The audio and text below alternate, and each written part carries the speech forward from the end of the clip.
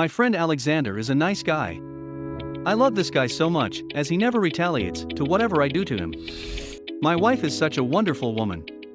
She never shouted back to me in our 10 years of marriage. My brother loves me the most. I used to tease him a lot. Make fun of him, snatch whatever toy I want from him. He never says a word against me. Our employees are the best.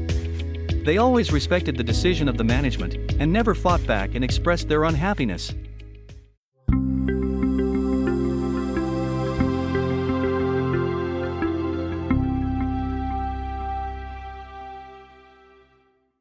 If your colleague, your neighbor, or your family member is continuously forgiving or bearing your uncomfortable attitude towards them, they are unknowingly giving you the best possible punishment. Let's see how that works.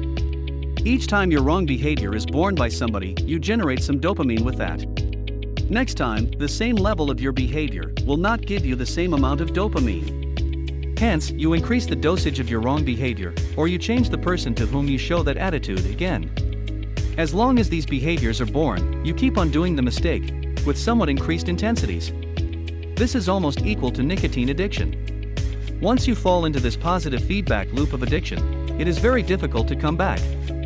This will continue until you will be bombarded with someone, or with some situation, which has no other chance but to retaliate. Falling into such situations is painful. Such situations might give you a damaged reputation, or hurt your ego. The best way to escape from developing such a negative habit is to surround yourself with people that will be able to question you. Of course, not with the people who show interest to criticize, but with the people who spontaneously question your odd behavior. Hurting your ego in the earliest stages is much better than hurting at later stages. I would even hire somebody to do that. The person who questions or retaliates to your wrong behavior is not always your enemy. At the same time, one who bears your wrong behavior, due to various reasons, knowingly or unknowingly, may not be doing good for you. Most of the time, it is difficult to realize this kind of continuously worsening behavior. At some point of time, you may realize that this kind of bad habit is creeping in you, but you can't control it, as this is tightly linked to hormonal changes in the brain.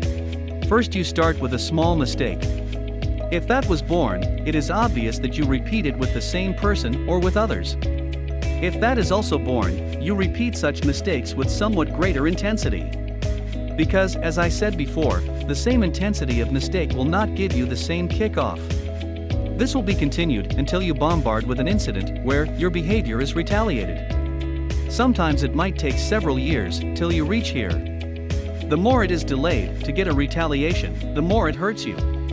This also applies to the kids. Whenever the elders recognize the kid is doing something wrong, though it may be a very small thing for that situation, it must be explained or addressed in a civilized manner to make the kid clear that such behaviors are not appreciated. If you do not do this, you will become the cause for that kid to be addressed by someone else in later stages. The ego strengthens with age. Hence, the later it is addressed, the much it hurts. Thank you for watching. Please subscribe so that we can learn more such useful things in coming days.